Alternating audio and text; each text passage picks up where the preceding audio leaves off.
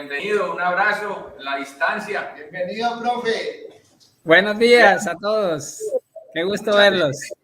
Esperando esta intervención también suya. Entonces, aquí le damos la bienvenida. Es su escenario. Bien pueda, profe, denos clase. Sí, muchas gracias. Y gracias a Alex por esa música que escogió, que es muy animada. Entonces, vamos a hablar de un tema bastante animado aquí, el tema de los costos del transporte, la tarifa técnica y las fuentes de pago. Bueno, sí, prácticamente como una clase de las que yo dicto en la Universidad de Economía de Transporte, que es mi materia favorita, junto con transporte urbano, que son las dos materias que imparto. Entonces, vamos a empezar enseguida.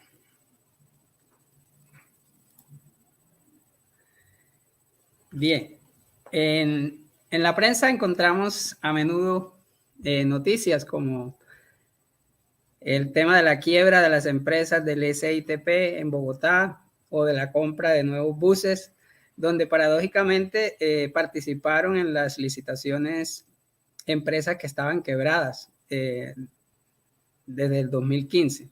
En el 2018-2019 se presentaron esas empresas a las licitaciones de compra de buses.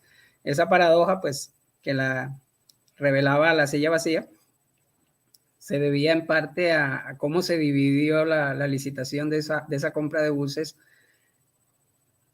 porque ellas conformaron nuevas empresas y también era la forma de que ganaran algo para que pagaran las deudas que les habían quedado de la quiebra que habían tenido en la operación.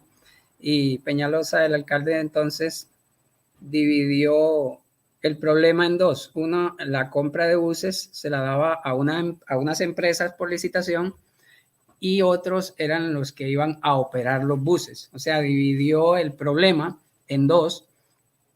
Era, ustedes compran los buses y luego pues los arriendan y ganan por ese negocio y otros serán los que operen.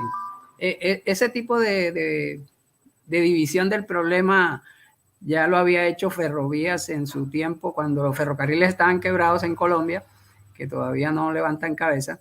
Se dividió el problema en dos. Unas empresas comprarían los trenes y otros los manejarían la vía. Y los que manejarían la vía cobrarán un peaje a los trenes que pasen sobre la vía. Eso internamente también lo hicieron los ferrocarriles españoles cuando los ferrocarriles necesitaban aumentar su eficiencia. Entonces Renfe, la empresa de ferrocarriles español, hizo unas unidades de negocio internas. Entonces había la unidad de negocio de trenes y la unidad de negocio de la vía. Los de la vía mantenían la vía y le cobraban por ese mantenimiento a la empresa de trenes. Y la empresa de trenes operaba y cobraba a los usuarios la operación. Entonces, a veces cuando se tienen problemas con ciertos sistemas, es bueno dividir el problema para que se sepa quién es eficiente y quién no es eficiente.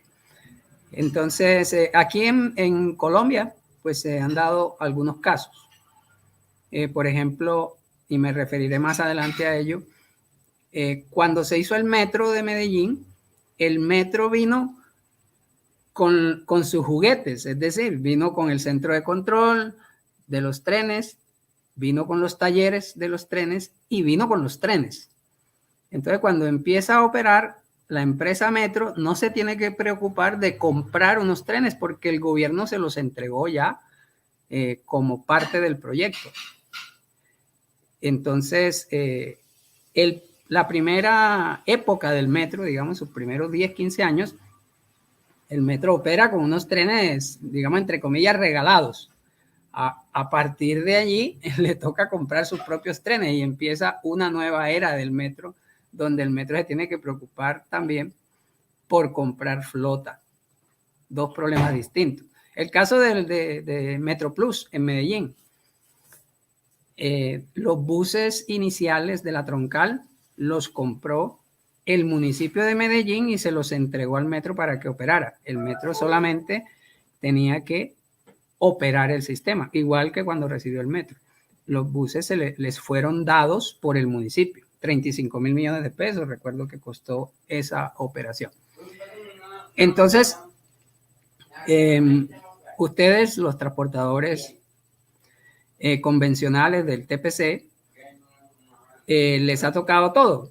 Tienen que comprar la flota y tienen que operar. Nunca les han partido el problema en dos. Y los entes públicos casi siempre lo están dividiendo en dos sistemas.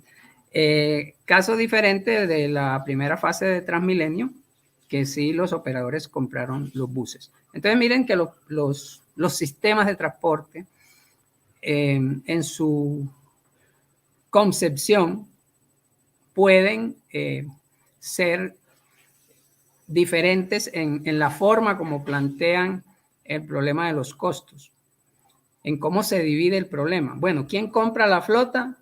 ¿Quién la opera? ¿Es el mismo o son diferentes?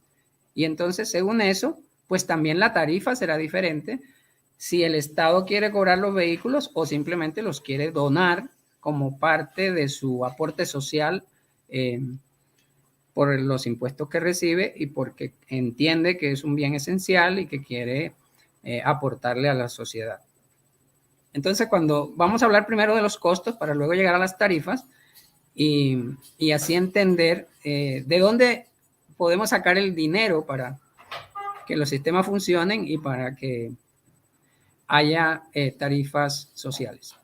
Bueno, entonces, hay un concepto que es la oferta y la demanda, no me voy a detener mucho aquí, que la oferta es lo que ofrecen los transportadores, es la curva azul, que es creciente en el sentido de que si yo necesito mover más pasajeros, que es la demanda Q, que está aquí en la línea horizontal, si yo necesito mover más pasajeros, pues voy a ofrecer más oferta, voy a ofrecer más kilómetros, más buses rodando, por lo tanto voy a querer que me paguen más por ofrecer más servicio. Entonces, los operadores siempre quieren más tarifa si hay más necesidad. Pero los usuarios, que es la curva roja, la demanda, quieren cada vez menos tarifa si hay más usuarios. Un poco lo que ha pasado con la telefonía. Nosotros empezamos con tarifas de 1,000 pesos, casi un tercio de dólar el minuto, para hablar por celular, y hoy estamos en la décima parte, por el orden de los 100 pesos el minuto. Eso ha bajado porque al haber más usuarios, pues la disposición a pagar de los usuarios es menor. Entonces, estas curvas de oferta y de demanda se cruzan en un punto que es el equilibrio, que es donde se establece el mercado. O sea, el mercado se regula entre oferta y demanda y hay un equilibrio entre los dos, entre lo que quiere el usuario y lo que quiere, en este caso, el transportador. El transportador quiere más tarifa, pero el usuario quiere menos tarifa. Entonces, tienen que llegar a un punto de equilibrio. ¿Cuáles son los componentes de esos costos? De la oferta. La oferta que los transportadores ofrecen, pues está representada por la curva de costos. Y los costos son los costos de operación que llamamos del transporte. Y esos costos están compuestos por unos costos fijos y unos costos variables. ¿Qué son los costos fijos? Esos costos fijos son los costos de capital, o sea, lo que cuesta la flota, más otros costos fijos. Por ejemplo, la administración, los seguros, el garaje. Toda la administración pues incluye muchas cosas, el gerente, el vigilante, la secretaria, o sea, son costos que aunque yo no ponga a rodar mi bus, los tengo que pagar. Así tenga el bus guardado, como ha pasado ahora en la pandemia, que algunos buses se han tenido que guardar porque no se necesitan. Entonces ya estoy pagando los costos de capital porque tengo que pagarle al banco, tengo que asumir esos brazos caídos y tengo que pagar el personal fijo que tengo en la oficina de la empresa, la administración. Entonces, muévame o no me mueva, me mueva o no me mueva, tengo que pagar los costos fijos. En cambio, los costos variables, que son combustible, reparación y mantenimiento, y los precios y los costos del conductor, si se toman como variables, porque también el costo del conductor podría pasar a costo fijo si hace parte de una planta de la empresa. Si se maneja como a destajo, como por productividad, pues sería un costo variable. Eso siempre ha estado allí como en los dos puntos, o se ha manejado por unas empresas de una forma o de otra, pero la tendencia es que el costo del conductor pase a ser también, en cierto modo, un costo fijo, pero depende más de la producción del viaje. O sea, para producir un viaje necesito un conductor, necesito un vehículo gastando combustible, necesito un vehículo gastando repuestos y mantenimiento. Entonces, esos son los costos variables que por cada kilómetro que ruede, pues voy a necesitar repuestos, las llantas, el aceite, todos los componentes de los sistemas de los buses, que son pues sistemas hidráulicos, sistemas del motor, los sistemas de frenos y todos los sistemas de eléctricos y la carrocería, y cada uno de esos sistemas que tiene un bus se despieza en cada uno de los repuestos hasta el último remache o tornillo, y todo eso tiene una vida útil y hay que cambiarlo cada cierto número de kilómetros. Y de allí sale la canasta de costos. El ingrediente más grande, pues sabemos que es el costo del combustible y el costo del conductor. El costo del combustible puede estar representando casi el 30% en los sistemas de transporte tipo camión, tipo bus, y el conductor, pues que puede estar entre un 15 o un 20%. Entonces ya en esos dos tengo casi un 50%. Aunque eso varía de sistema a sistema y no es lo mismo pues un bus articulado que un bus padrón, que una buseta o que un microbús. Entonces de allí pasamos a la tarifa técnica. Entonces con estos costos divididos entre todos los kilómetros tenemos una tarifa técnica por kilómetro. O sea, ¿cuánto nos cuesta recorrer un kilómetro con un bus? O con un taxi o con cualquier sistema de transporte, un camión, lo que sea. Esos kilómetros, pues sabemos que un bus recorre, hace 8 vueltas diarias, que tiene cada vuelta 20 kilómetros, que son 160, 180 kilómetros al día, que recorre más de 70.000 o 80.000 kilómetros al año. Entonces, con todas esas cuentas podemos sacar cada cuántos kilómetros tenemos que cambiar una llanta, tenemos que cambiar el aceite, tenemos que cambiar cada uno de los elementos, y la Secretaría de Movilidad y las entidades de transporte, en el caso de los camiones, por ejemplo, lo hace el Ministerio de Transporte, en el caso de los buses lo hace cada municipio, hace un estudio cada año, debería hacerlo por la resolución del 98 que fija estas metodologías, para saber cuánto cuesta cada uno de esos componentes y sacar el costo de operación de un vehículo para hacer su servicio. Y eso se suma para toda la ciudad, se saca un promedio y tenemos un costo de operación por kilómetro, que sería la tarifa técnica por kilómetro. Ya luego eso hay que pasarlo al pasajero, sabiendo cuántos pasajeros se mueven y sabiendo cuánto cuesta un bus por mes y cuántos pasajeros mueve al mes, pues simplemente se divide. Y eso, pues si un bus mueve 300 pasajeros al día, pues que ya, eso eran cifras del pasado, porque hoy sabemos lo que está pasando.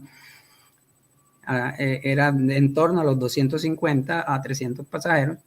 Pues si eso por mes eran 7,000 pasajeros, 7,500, 8,000 pasajeros por mes, un bus. Y eso me costaba, eso era lo que me costaba el mover el ingreso, perdón, 8,000 pasajeros por 2,000 pesos, pues da 16 millones, pues por 2,500, estamos hablando de 20 millones al mes. Y cuánto me cuesta mover el bus durante un mes en esos 180 kilómetros diarios, que multiplicado por 30 serían 5,000 y pico kilómetros mensuales. Entonces, ¿cuánto me cuestan mis 5,000 y pico kilómetros mensuales? ¿Cuánto me cuestan mover mis 8,000 pasajeros mensuales? Entonces, con esas simples cuentas de tendero de un bus, pues se sabe cuánto debe pagar cada pasajero, y así se saca un promedio para la ciudad, que no quiere decir que eso sea lo que le cuesta a cada ruta de la ciudad, porque hay unas rutas que tienen más pasajeros por kilómetro que otras, y esto que estamos haciendo es un promedio. Entonces hay rutas que con ese promedio les va bien y otras que con ese promedio les va un poco apretados o les va mal. Entonces allí la clave sería que hubiera una caja única de ciudad que le pagara a cada empresa según los kilómetros recorridos. Pero a eso no hemos llegado y todavía estamos lejos. Eso es lo que hace Transmilenio, lo que hacen los sistemas cerrados de BRT, que entre todos los operadores les reparten por igual. Por ejemplo, en Bogotá la operación de 1 kilómetro vale 10,000 pesos, estamos hablando de $3 para los que nos escuchan de otros países, y en el caso de MetroPlus vale 12,000 pesos, que es un poquito más de $3, un 20% más, debido a las economías de escala pues que tiene Transmilenio. Entonces, esa es la realidad pues del costo por kilómetro, pero como acá no tenemos caja de ciudad, no tenemos una caja donde vaya todo el dinero y que luego se le pague por kilómetro a cada empresa, entonces las empresas que, digamos, lo que tienen que hacer es una compensación interna y tendrán rutas que son más rentables que otras. Entonces lo que deben hacer es rotar los buses para que un día al señor del bus X le toque en la ruta A y otro día le toque en la ruta B, para que así compense una ruta que es más buena que otra, y de esa manera pues equilibre sus costos, porque si está condenado a que siempre tiene que operar en la ruta mala, pues lo vamos a quebrar como operador individual. Pues si hubiese una empresa que trabaja todo por acciones, como entiendo que ya algunas empresas como las del sur, Solobús o Bellanita o del norte, tienen una caja que les compensa más y que los buses rotan entre todas las rutas, entonces eso permite equilibrar esas diferencias que puede haber entre un servicio y otro dentro de una misma empresa. Bueno, lo mismo para los camiones, se puede hacer por tonelada kilómetro, y el concepto es el mismo, y es lo que se llama flete. Pero luego aparece un costo adicional, que es el costo de la gestión. Bueno, pero ya no había hablado de la administración, ahora ¿por qué aparece un costo de gestión? Ese costo de gestión es el costo que tienen algunos sistemas cuando se les entra a cobrar la gestión, por ejemplo, de la infraestructura. Digamos, en el caso de los camiones, son los peajes que ellos pagan en las carreteras para que un operador de la autopista o de la carretera haga el mantenimiento de la vía, porque los camiones dañan el pavimento, entonces alguien tiene que operar la vía, mantenerla, tener la grúa, la ambulancia disponible para ese tramo que les fue asignado. Entonces, ahí hay unos costos de gestión de la infraestructura que le son cargados a los operadores, en este ejemplo que estoy poniendo, a los camioneros. En el caso de los buses, por ejemplo, en ciertas fases de Transmilenio, de los contratos de Transmilenio, se le cargó a la tarifa y a los costos, y por tanto a la tarifa, el costo de gestionar las terminales o los patios donde guardan los buses, los operadores de Transmilenio. Entonces, algún creativo se le ocurrió, no, este negocio es tan bueno que da hasta para mantener esos patios. Entonces, la infraestructura la hizo el Estado a través de la nación y la ciudad. Pero cuando llegaron a los patios, dijeron, bueno, es que ustedes antes pagaban un garaje y eso estaba en la tarifa y ahora se lo vamos a solucionar nosotros porque no nos pagan algo por la gestión del patio.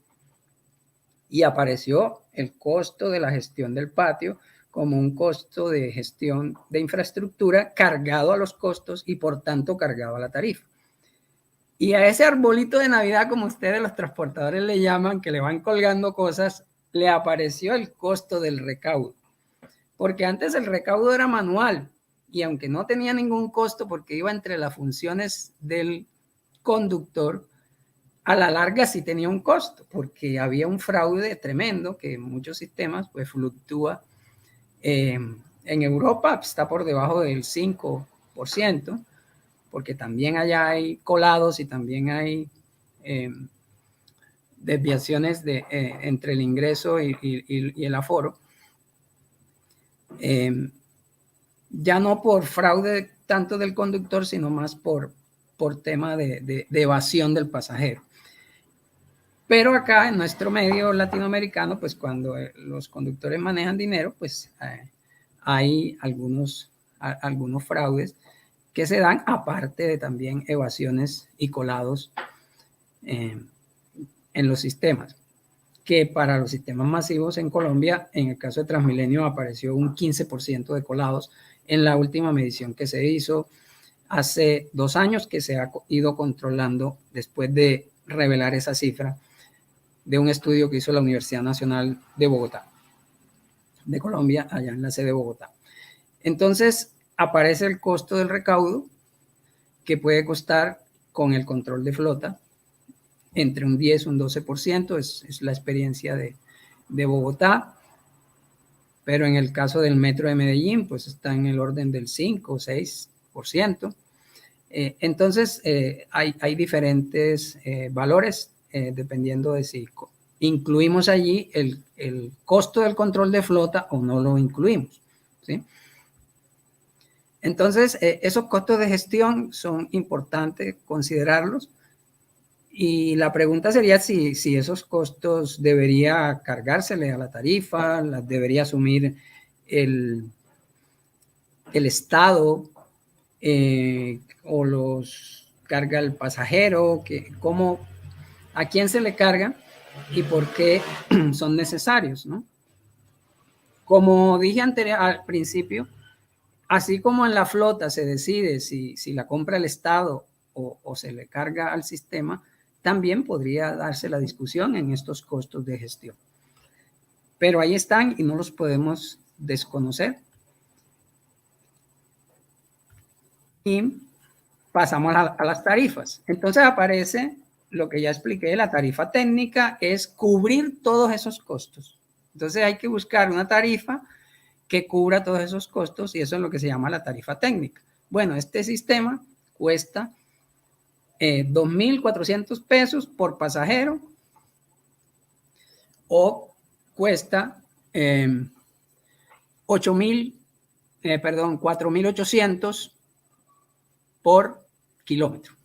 Digamos que por cada kilómetro yo recoja 2 pasajeros, entonces en un kilómetro yo debo cubrir 4.800 o si es por pasajero 2.400.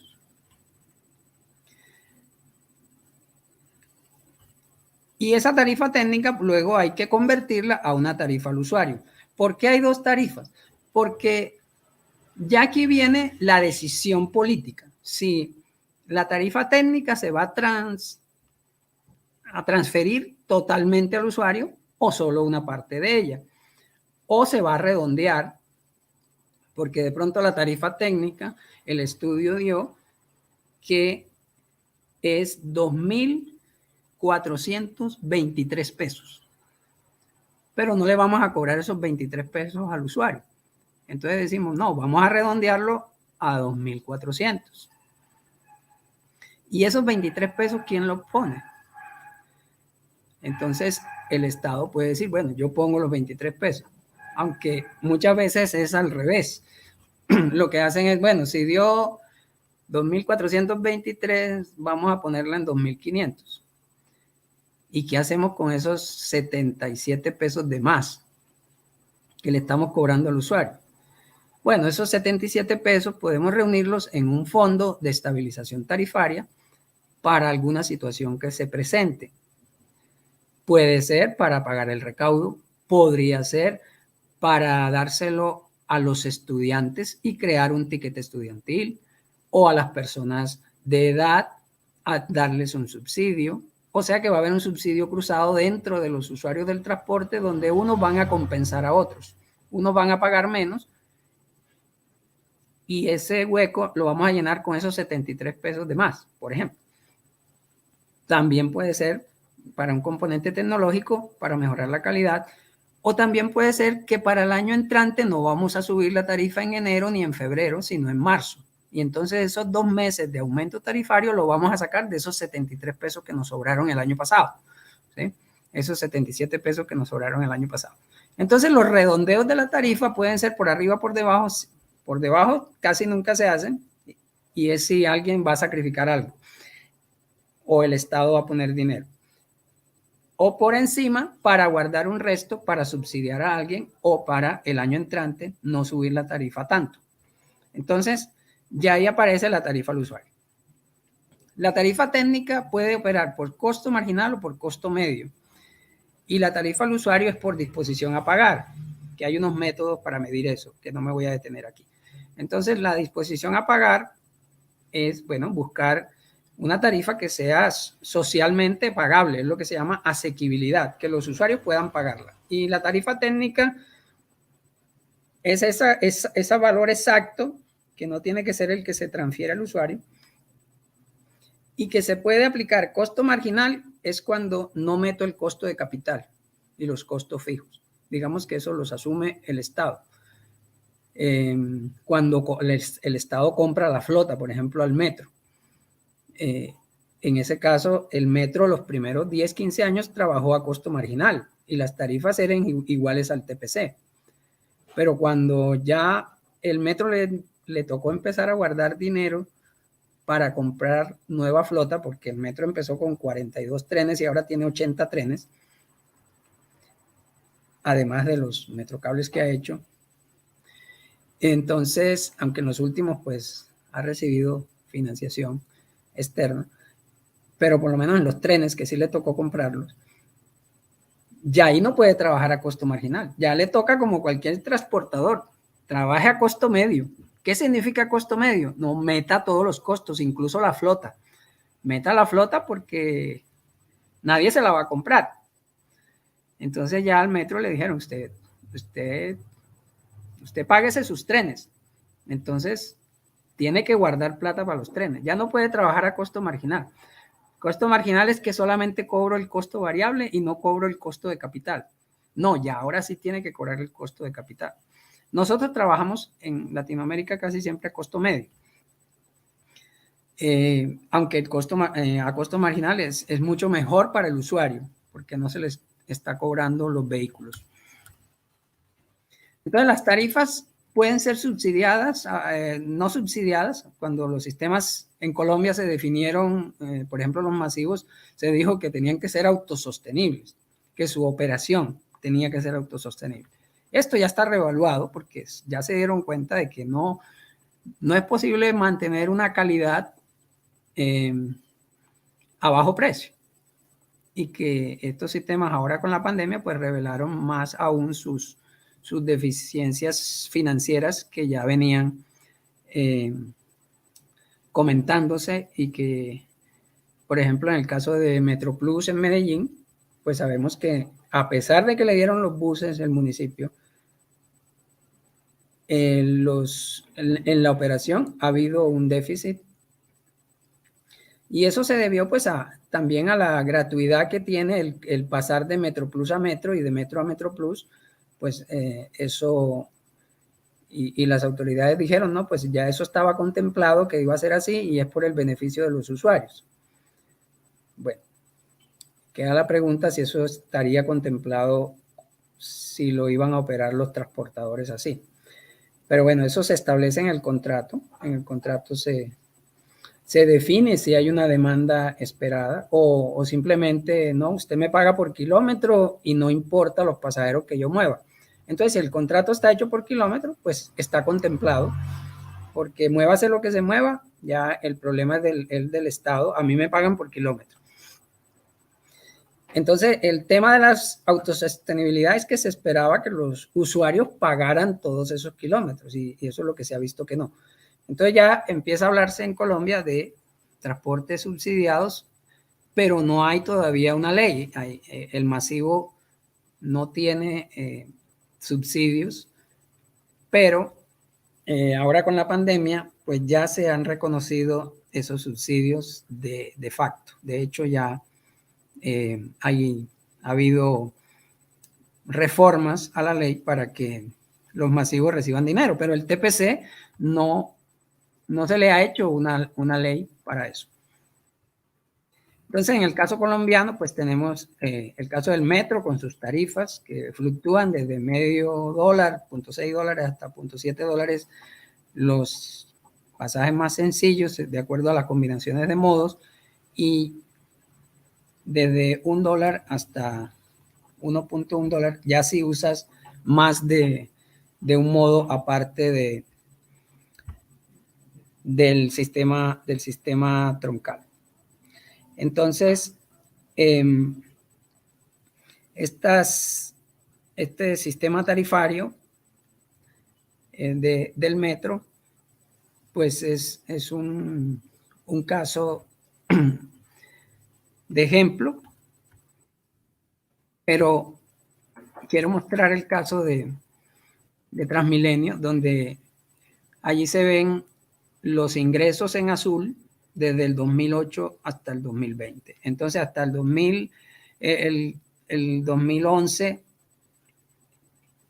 casi no había déficit en Transmilenio. O sea, el Transmilenio empezó en el 2000, pero ya en el 2011 empezó a abrirse la brecha entre lo que recaudaba y lo que se gastaba.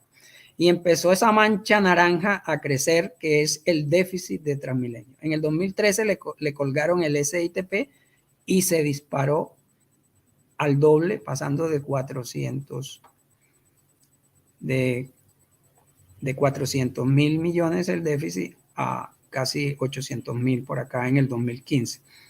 Ya después se estabilizó un poco, luego saltó otra vez a 800.000 y con la pandemia pasó de 2 billones, que está en 2.1 billón actualmente, y es cuando ya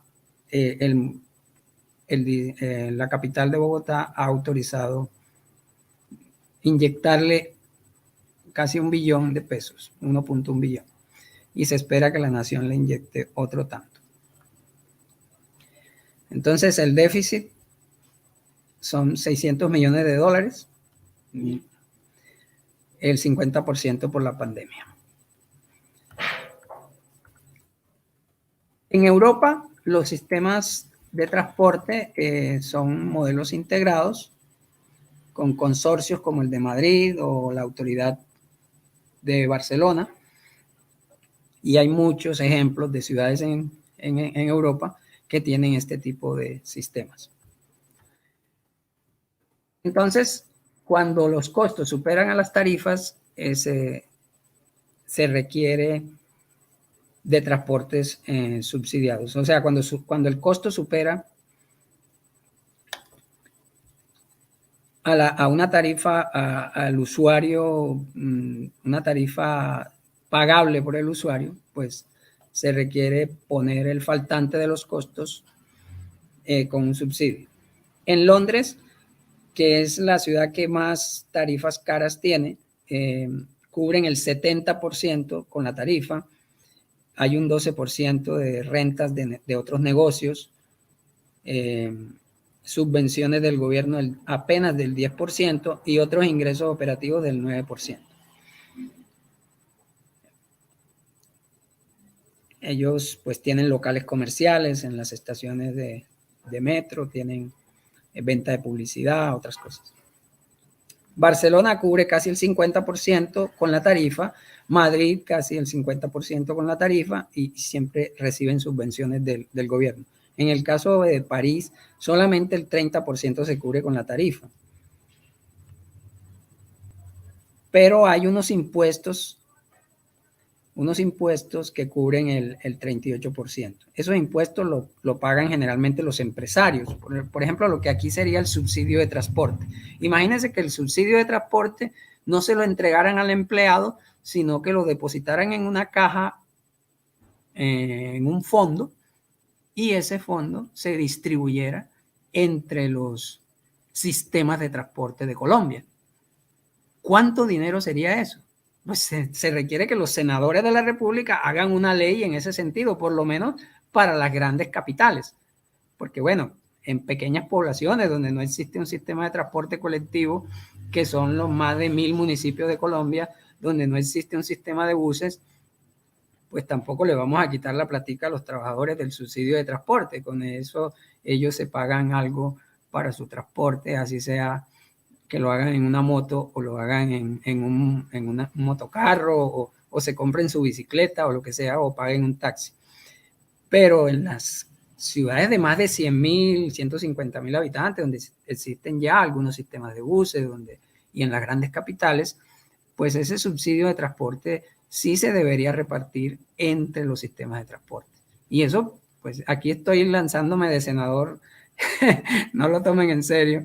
Más bien le estoy dando una idea a los senadores para que lancen esa idea en el Congreso y aprueben una ley de financiamiento del transporte público para Colombia. En Oslo también es lo mismo, se le cobra una parte a los usuarios a través de la tarifa, otra parte a los empresarios a través de los subsidios de transporte. Entonces, el porcentaje del costo operativo del transporte público que se cubre con las tarifas en ciudades latinoamericanas es variable. En el caso de las ciudades brasileñas como Porto Alegre, Belo Horizonte, ya reciben unos subsidios entre el 5 y el 10%, aunque hay ciudades como Sao Paulo que recibe más del 23%. 24% Recife, Montevideo 24%. Y Buenos Aires subsidia más del 70%. Mire. Buenos Aires solo cubre con las tarifas del 29%. Panamá el 44%, o sea que recibe subsidios del 56%. Caracas, pues por su gobierno socialista, también tiene una tarifa baja del 46%. Entonces, lo normal ya en Latinoamérica está entre 10 y 20% de subsidios, sacando estos casos extremos acá de Buenos Aires, Panamá y Caracas, que tienen otras economías diferentes. Pues. Entonces, hay tarifas planas, que como la que tenemos en Medellín, hay tarifas planas con complementos, como la que tiene el sistema masivo. Hay tarifas por distancias, que es la intermunicipal, la de los taxis también. Hay tarifas zonales, como la de Barcelona, la de Madrid, la de París, que se cobra por coronas, de acuerdo a la zona donde me mueva, así pago. Y cada sistema tarifario pues tiene sus fortalezas y sus debilidades. Cobrar una única tarifa tiene sus ventajas por la sencillez, pero también tiene sus desventajas porque pues hay personas que viajan muchos kilómetros y pagan lo mismo que la persona que viajó 4 cuadras. Entonces hay algunas allí pequeñas diferencias en la forma de cobrar. Y si se cobra por distancia, puede parecer un poco injusto para los pobres que viven lejos y trabajan en el otro extremo de la ciudad. Y si se cobra zonalmente, pues se necesitaría ya un sistema más sofisticado para cobrar, pero con la tecnología esto se resuelve. Entonces hay diferentes formas. Yo creo que la ciudad también necesita repensar también, y el metro, repensar estas formas de cobrar. Las tarifas son una preocupación para los usuarios. Aquí aparece la tarifa como uno de los factores que preocupa a la gente. Las tarifas varían con el IPC. Cada vez que sube la inflación, pues la tarifa se sube cada año, pero la tendencia pues ha sido en algunos sistemas, como los buses, a moverse un poquito por debajo de la inflación. En cambio, en el metro ha habido algunos años que han subido por encima de la inflación, pues por esto de los trenes que le he comentado. Entonces, una política tarifaria se compone de esquemas tarifarios, de tarifas por productos, el valor de la tarifa, los medios de pago, que pueden ser de todos los tipos: monedas, tiquetes, billeteras, aplicaciones, códigos QR, hasta escáner biométricos de la retina, de la cara, etc. Entonces, estamos entrando pues a una era que nos pone a replantearnos todas estas cosas y a romper paradigmas de que no todo está dicho en los sistemas tarifarios, y de que podemos evolucionar, podemos mejorar nuestro sistema de recaudo y podemos plantear también al gobierno nacional, y esto es un mensaje pues para la ministra de Transporte, con quien algunas veces he conversado, que no le tengan miedo a reglamentar los sistemas de recaudo al transporte público colectivo, por temor a que estos sistemas vayan luego a solicitar subsidios. Colombia necesita que se mire la realidad social de las personas, que ahora con la pandemia retrocedimos 20 años en pobreza. O sea, si estábamos en menos de 30% de pobreza, ahora estamos en 50%, retrocedimos 20 años. Entonces, ahora más que nunca se necesita que este bien esencial, que es el transporte público, sea atendido, y que un pequeño cambio de pronto en la ley de los subsidios podría ser la solución. Muchas gracias. Profe, ahí aprendimos un poquito más en esta mañana con usted. Como siempre, toda exposición suya es enriquecedora. Presidente. Sí, profe, hablando de cifras y hablando de subsidios y hablando de sostenibilidad de nuestro negocio, pues ya entendimos que hay que tecnificar el recaudo. Lo tenemos muy artesanal. Ya entendimos con el segundo panel cómo lo vamos a hacer con el recaudo de los transportadores para los transportadores. Ya entendemos que la tarifa es técnica, tiene una voluntad política para la sostenibilidad, pero es primera vez que por esta pandemia los transportadores desde hace 1 o 2 años no les queda debiendo ningún aporte o ningún delta diferente a lo que es los 100 pesos para la tarifa, ya que hemos entendido que dependemos mucho de la dolarización de todos los insumos del transporte y de la ineficiencia que estamos presentando hoy por la alta motorización y la informalidad que es rampante pues, en nuestra ciudad-región. Pero entonces nos toca, y hay unas preguntas, profe, de cómo entonces entender esa voluntad política, cómo entender otras fuentes de pago, como usted ya nos las expresó, para lograr un equilibrio hoy, que tenemos un rezago económico muy grande por el tema de la pandemia, y cómo lo vamos a seguir abordando en el futuro para lograr esa estabilidad.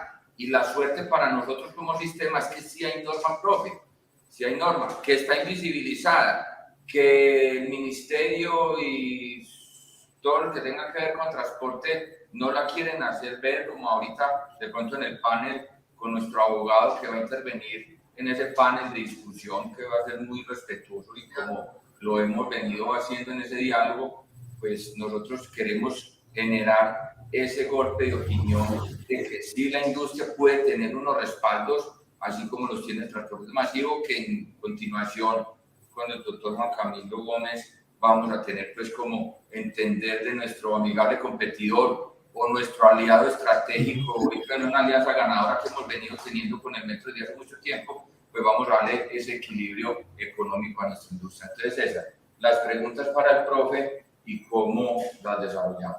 Profe, la primera pregunta que tenemos, el chat está bastante activo, se dice, se habla que el transporte debe tener otras fuentes de ingreso diferentes a la tarifa.